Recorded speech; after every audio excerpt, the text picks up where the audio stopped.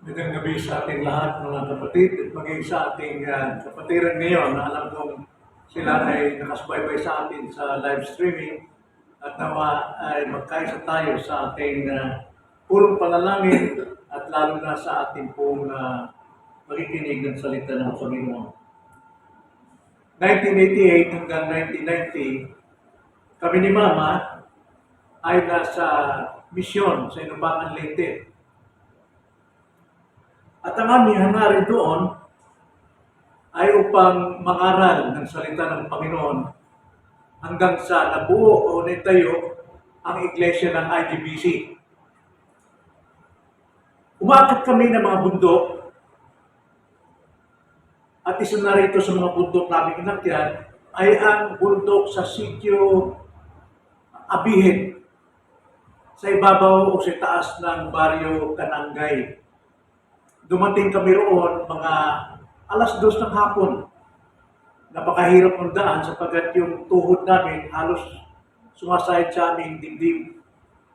Pagdating namin doon sa Abihin, sa lugar, sa bahay kamag-anak ng Fernando, ando na yung mga NPA.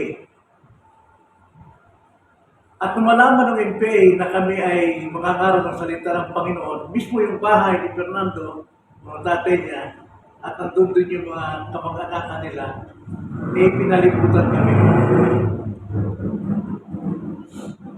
So hindi makalis yung mga tao dahil sa takot. Inabot kami ng gabi.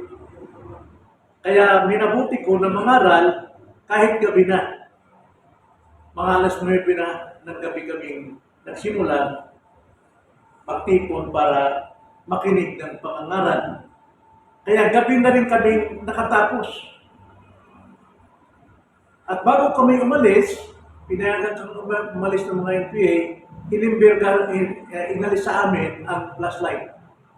At ang sabi, sulo lang ang aming dadalhin. So kuha ng sulo yung si Brother Into.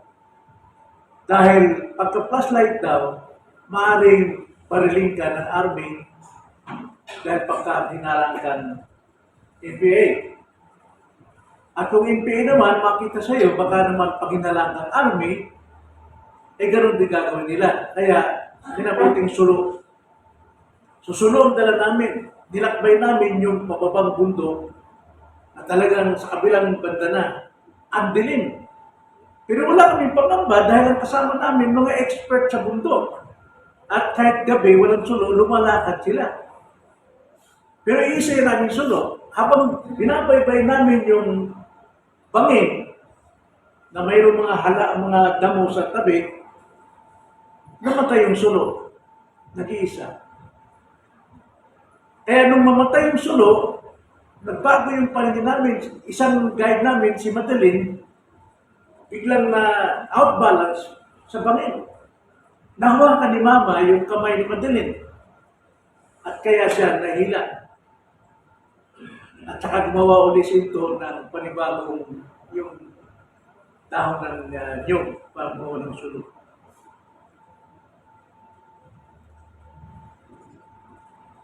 Sa ganito rin kalagayan, gaano man kahusay, gaano man kagaling yung guide na nag-guide sa amin, nang maubusan kami ng liwanag, biglang nagdilim. At mismong lahat kami nangangapa sa mga panganib dahil walang liwanag. Na may kakumpara natin sa taong ito, 2026. Sa pagpasok ng 2026, marami tayong plano. Marami tayong mga resolusyon. Ngunit kung ang ating panalangin ay mekanikal lamang,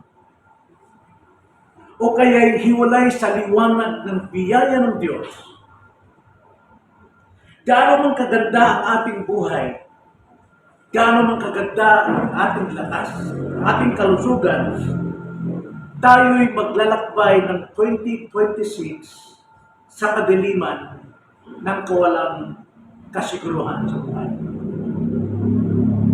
Ang tanong, handa Handa ka bang harapin ang bukas na ang tanging sandata mo ay ang sarili mong lakas, sarili mong paraan?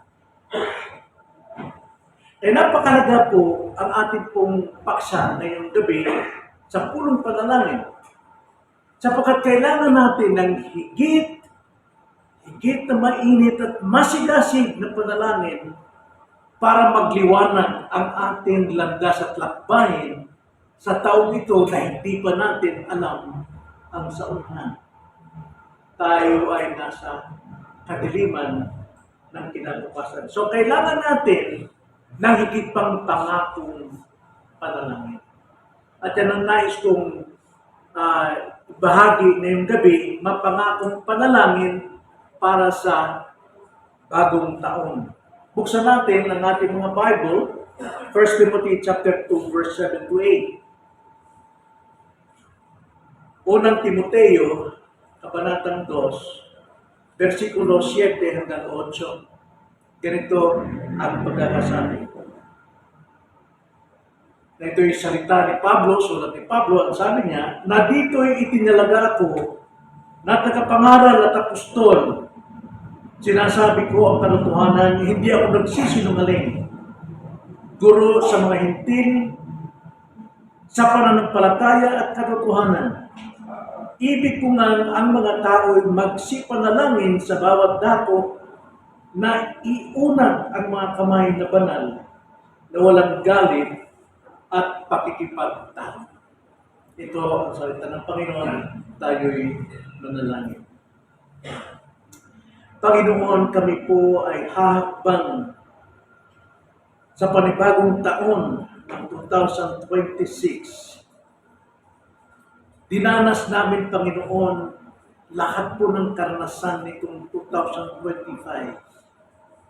At ito po ay patakip-silim na. At kami hahakbang sa panibagong umaga ng bagong taon. Ngunit sa unahan po ng 2026, hindi namin alam ang lahat kung maaaring mangyari. Tulad kaming nasa dilim ng tanging gabay namin ay liwanag ng panalangin. Kaya Lord, turuan niyo kami na magkaroon kami ng mainit at masigasig na panalangin sa taong ito sapagkat wala sa aming lakas, wala sa aming paraan, wala sa aming kakayanan ang pag-abot po at pamumuhay sa panibagong taon, kundi tanging nasa iyong biyaya sa pamamagitan po ng aming pong paghiling sa inyong kalooban sa pamamagitan ng panalangin. Turuan niyo kami, Panginoon, na magkaroon ng mainit, masigasig at mapangakong panalangin bilang liwanag at gabay namin sa aming pong paglalakbay sa tao. Ang aming dalangin sa pangalan ng Panginoon Jesus. Amen. Na itong aklat ng Timoteo, ito'y sulat ni Pablo upang gabayan si Timoteo na pamunuan ang iglesia ng Efeso. Pagdating sa chapter 2 ng 1 Timothy, binibigyan din ni Pablo ang kahalagahan ng panalangin sa buhay ng iglesia, particularly sa buhay ng mga kalalakihan at mga kababaihan. Panalangin at pagsamba sa pampubliko ay napakahalaga para sa atin.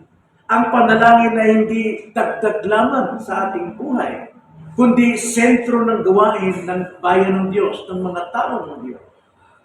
Pagtibayin ang ating pagsamba at panalangin sa taong ito sapagkat hindi tayo lumalakad sa sarili nating lakas, kundi lumalakad tayo sa biyaya ng Panginoon. So mahalagang mangako ng panalangin para sa bagong taong ito.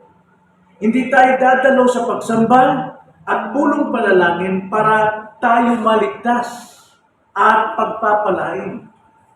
Tayo po'y sasamba at manalangin dahil tayo'y mga naligtas na para sa ating buhay.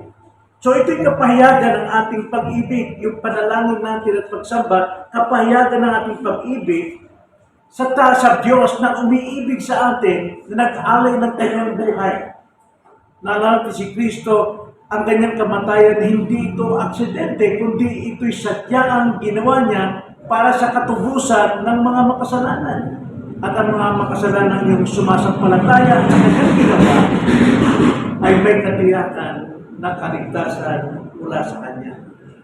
Tatlong dahilan kung bakit tayo dapat mangakong manalangin sa bagong taon na ito. Batay sa ating binasang text. Unang dahilan, ang panalangin ay mula sa autoridad. Mula sa autoridad. Ito ay isang utos. Ito ay isang kalooban ng makapangyarihang Diyos na iniuutos sa atin.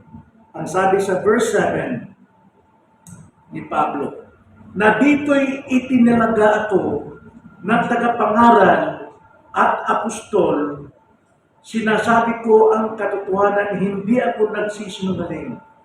Guro sa mga hintil, sa pananampalataya at katotohanan.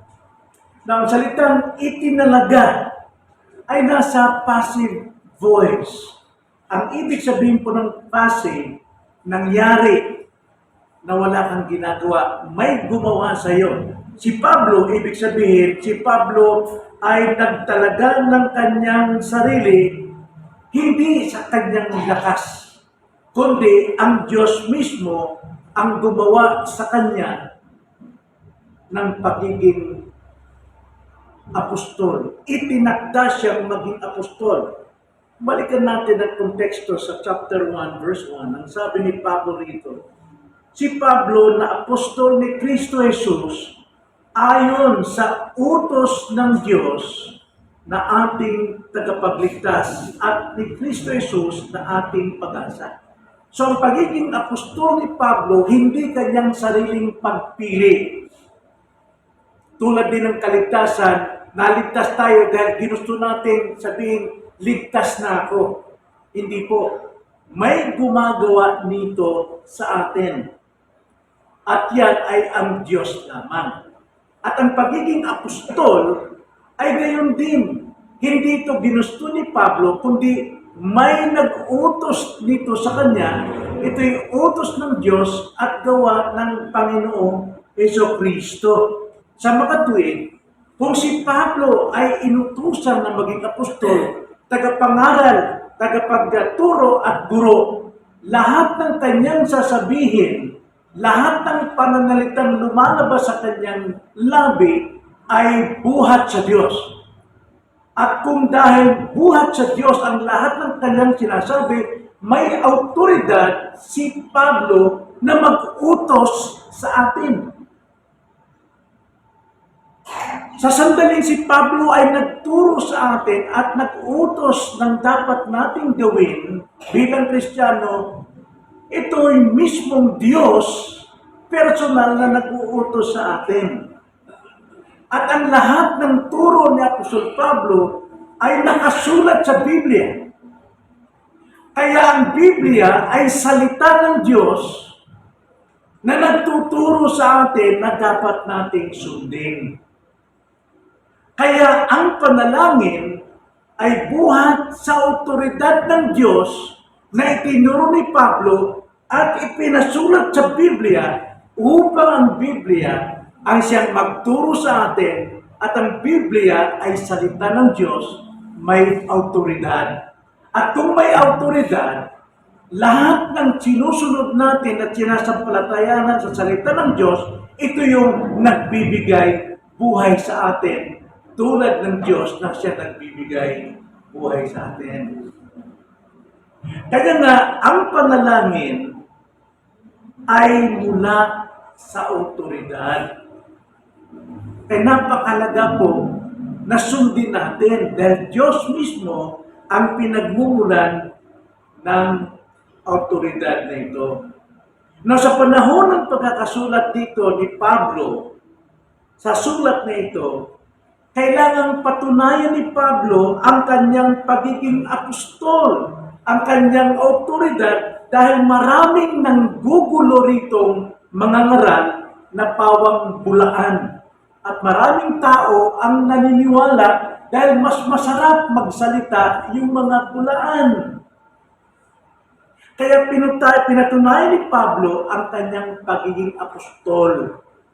Binibigyan din niya ang turo tungkol sa panalangin. Ang panalangin niya ay may otoridad mula sa Diyos kay Kristo. At ang kanyang turo nasulat sa Biblia at ito ngayon ang ating pinag-aralan. So ang Diyos mismo ang direktang nagsasalita sa atin. Kaya nga ang Biblia tinawag na salita ng Diyos. So ayon sa banal na kasulatan, bago tayo manalangin, dapat nating kilalanin ang salita ng Diyos na itinuro ng mga apostol. Ang ating panalangin ay dapat nakabatay sa katotohanan at pananampalataya. Hindi sa damdamin. Yung ating panalangin, Panginoon, hindi po. Gagawin natin ayon sa katotohanan at pananampalataya na ginagawa natin, kausap natin mismo ang Diyos.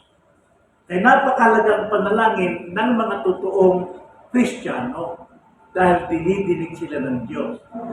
Tulad ng ambassador, di ba? Ambassador. Tulad sa ating Pilipinas, may mga ambassador tayo sa iba't ibang bansa kung saan sila pupunta.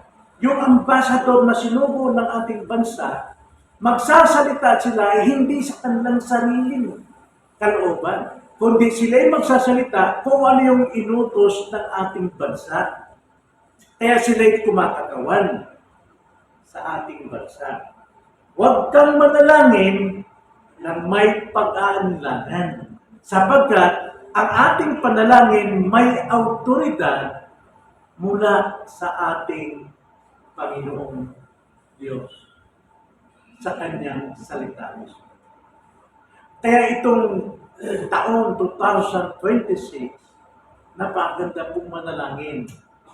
Sapagkat kung ito'y ating pinapanalangin patay sa pananampalataya sa autoridad, mga kapatid, mayroon itong ibubungan na paganda. Din ikalawa, dapat tayong manalangin o mangako sa panalangin sapagkat una, ito ay mula sa autoridad. Ikalawa naman, ang panalangin ay mula sa malinis na puso. Dapat mula sa ating malinis na puso. Magkakaroon lamang tayo ng malinis na puso kung si Kristo ang nananahan sa atin. Okay? Paano mananahan si Kristo sa atin? Mananahan si Kristo sa atin kung nakikilala natin siya sa pamamagitan ng pangangaral. Sa pangangaral ng salita ng Diyos, nakikilala natin siya, nalalaman natin siya, nalalaman natin katotohanan, nalalaman natin ang sarili natin, kaya magkakaroon tayo ng pananampalataya. At ang pananampalatayang tinanggap natin, bunga ng ating pakikinig, ito yung pananampalatayang nagtitiwala kay Kristo bilang ating tagapagligtas. At dahil si Kristo na ngayon ang ating tagapagligtas na sinampalatayan natin siya, buhat sa ating pakikinig at pakikinig ng pangangaral, nagiging malinis yung puso natin. Ibig sabihin, yung pong kapangyarihan ni Kristo ang siyang nagbabago ng puso natin. Hindi natin maiwasan mayroon pa tayong kasalanan, pero sa harap ng Diyos, naging malinis ang puso natin. Kaya kapag tayo'y nananalangin, buhat sa ating pusong binago ni Kristo, kaya malinis. Kaya ang panalangin ay mula sa malinis na puso. Kaya sabi ni Pablo rito, basahin natin verse 8, ganitong sabi, ibig ko nga, nag-uutos si Pablo rito nais niya, no? Ibig niya, gusto niya. Si Pablo may otoridad, right? Sapagkat yung otoridad niya mula sa Diyos. Kaya sabi niya, ibig ko nga ang mga tao'y, now sa English yan, men, ang mga kalalakihan. Pag sinabing tao dyan, yung generic, babae at lalaki. Pero particularly, lalaki ay inutusan dito ni Pablo sapagkat sa pulong panalangin, kalalakihan ang nangunguna sa prayer. Kaya sabi ni Pablo, ibig ko nga ang mga kalalakihan magsipanalangin sa bawat dako na iunat ang mga kamay na banal. Ibig sabihin, may malinis na puso. Kung malinis ang puso mo dahil si Kristo ang nasa iyo, pag-unat mo ng kamay, yan ba'y simusimbolong malinis ang iyong puso na walang galit at walang pakikipagtalo. Ano dyan? So, ang sinasabing mga banal na kamay ay ito'y larawan. Ito'y larawan ng panloob na kalinisan. Tayo po'y nilinis ni Kristo noong tayo'y sumampalataya sa Kanya na ating tagapagligtas. Ayon sa order of salvation, that is regeneration. Tayo'y binaguhan ng puso. Ezekiel chapter 36, verse 26. Ang sabi ron, kapag ikaw ay nakinig sa pangangaral at nakilala mo si Kristo, ang banal na Espiritu ang magbabago ng iyong puso. Alisan ka ng batong puso at papalitan ng pusong malambot upang makasunod sa kanyang kalooban. Kaya nga, kapag malinis na ang puso, lumalabas ito sa buhay. Ngayon, ang sabi ni Pablo, ibig ko nga na ang mga kalalakihan ay magsipanalangin sa bawat dako na may banal na kamay. Malinis na puso.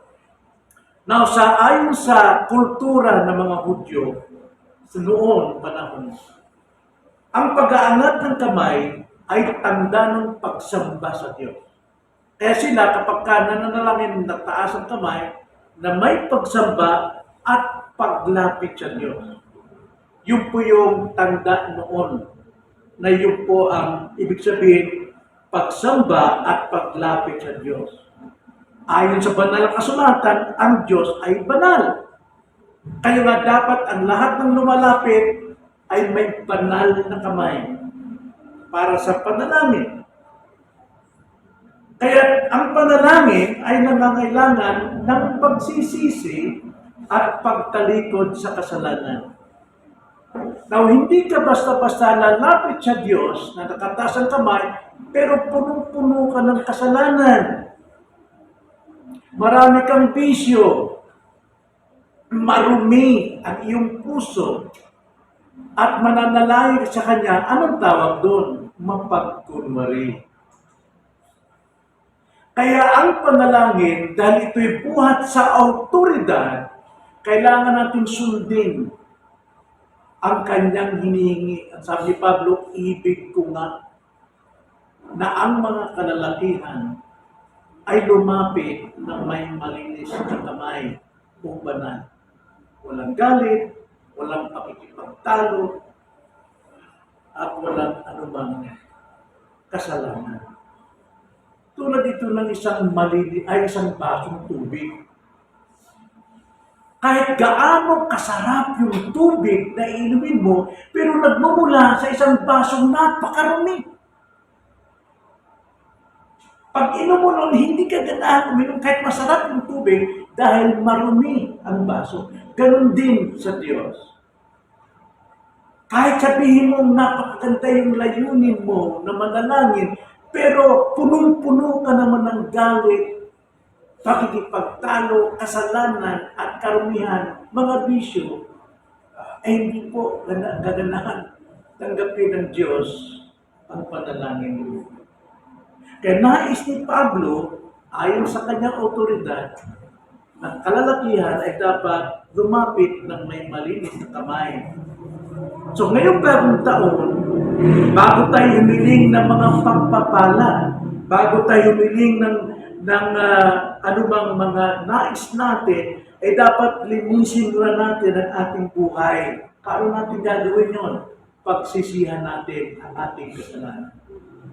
Pagsisihan muna natin. Panginoon, inaamin ko, napakarumi ng bibig ko, napakarumi ng puso ko, hindi ako karapat-dapat, pero nagpapatawad ka.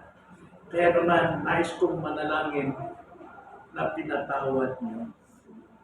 So, kailangan tayong mangako sa panalangin. Bakit? Una, ang panalangin ay mula sa autoridad. Ikalawa, ang panalangin ay dapat mula sa malinis na puso. At ikatlo, ang panalangin ay dapat mula sa magkaisang loob. Magkaisang loob. Basahin natin muli ang ating teksto sa verse 8 sa bandang huli. Basahin natin po, ibig ko ngang ang mga kalalakihan magsipanalangin sa bawat dako na iunat ang mga kamay na banal.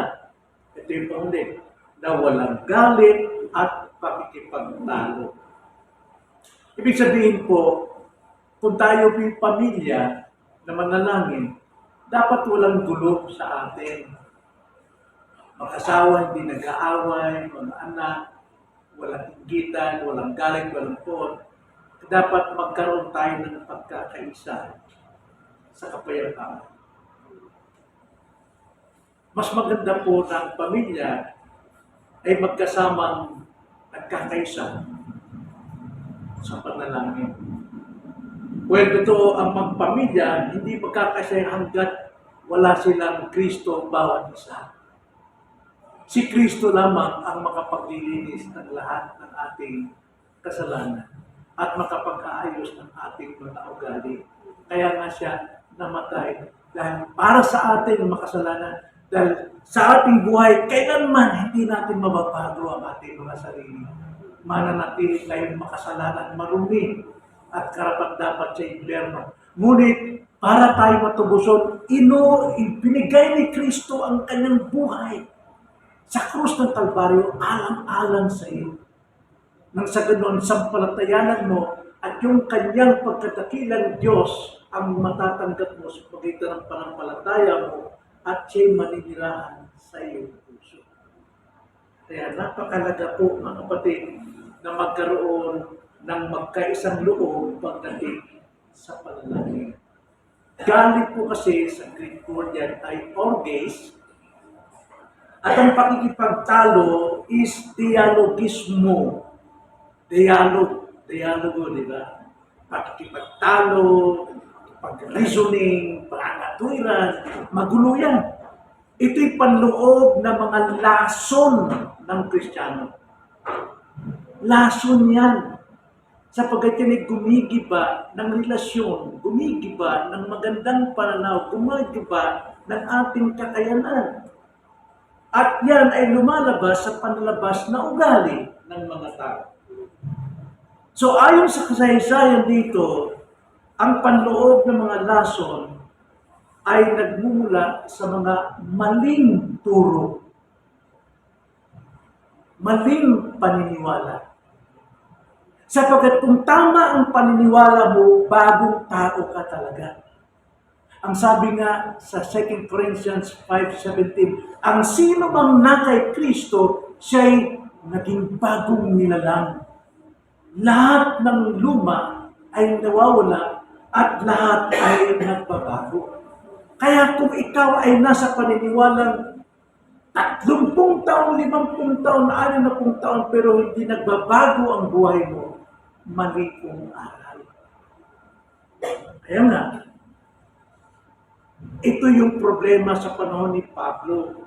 Sapagkat yung mga totoong mananampalataya, inadadamay ng mga maling turo. Kaya nakukuha nila ang mga ugali, ang bisyo, ang kasalanan, ang kasamaan.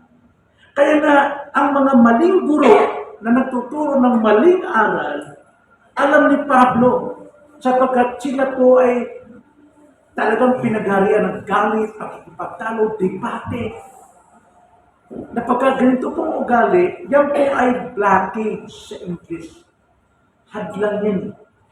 Pagka ang dugo ng isang tao, nabarahan po, dahil high blood, mayroon pong tawag ninyo, nakakabaran ng dugo. Nagkakaroon po ng heart attack. Sa akin din, yun ang problema ko. Sa puso ko ngayon, kaya kailangan operahan. Kasi maraming nagsasara. Nakakasira po ng buhay ng tao ang mga maling turo dahil yan ang blockage ng buhay mo sa katotohanan. Baradong puso, ikamamatayan. So, ayon sa ating pagkaalam sa salita ng Diyos, itinuturo ni Kristo na iwan muna ang alay at makipagkasundo sa kapatid kung mayroong di pagkakaunawaan para maalis yung bara na yun. Ang relasyon natin sa Diyos ay naapektuhan ng relasyon natin sa ating kapwa. Kapag hindi magandang trato natin sa asawa, sa ating mga anak, sa ating kaibigan, sa ating mga barkada, apektado ang ating relasyon vertically sa Diyos. Kaya nga, dapat pagsisihan ang lahat. Para bang Bisaya sa radyo, ikinig kami ng radyo, kulang sa estasyon, kulang sa, yung signal, ang nangyari, static, di ba? Kapag static, hindi mo maintindihan talaga. Kasi walang malinis na daluyan ng signal. Ganon din ang relasyon natin sa pamilya, relasyon natin sa iglesia, sa Diyos. May static kapag hindi tama yung ating natanggap na mga aral. Kaya pumasok tayo sa bagong taon na may pusong nagpapatawad sa ating kapwa. Huwag mong dalhin ang mga blockage ng galit ng nakaraang taon sa bagong kabanata ng iyong buhay. Kaya ngayong gabi, tayo po'y mananalangin bilang pagtatapos. Hamunin natin ang ating mga sarili sa mga sumusunod na paalala. Una-una, gawin nating prioridad ang panalangin sa buhay.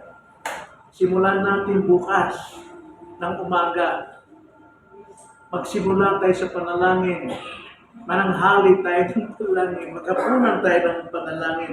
Dapat consistent ang ating panalangin. Huwag lamang manalangin kapag may problema o may krisis. Simulan ng bawat umaga ng 2026 na nakataas ang mga kamay natin sa Diyos na malinis ang puso. Then ikalawa, mamuhay na tayo sa kabanalan. Kabanalan po, ayon sa order of salvation, pagbabago na tayo ay inaring ganap na at tayo binago na, mamuhay tayo sa kabanalan, laging nagbabago tuwing umaga at ugali ating mga gawi, mamuhay sa kabanalan. Kung tawagin yan, integridad. Dapat malinis ang iyong pagdalita, malinis ang iyong pakikitungo sa iyong kapwa.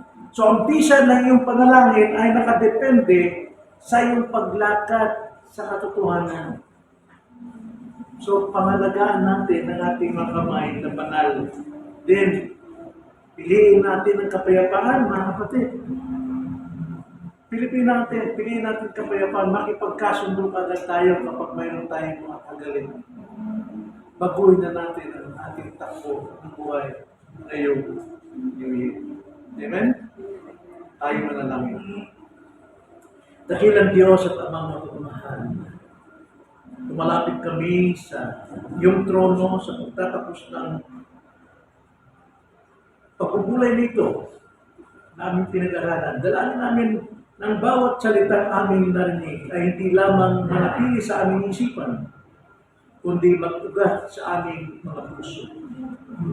Tulungan mo kaming pumasok sa bagong taong ito na may banal na mga kamay, malinis mula sa kasalanan at puspos ng iyong katwiran.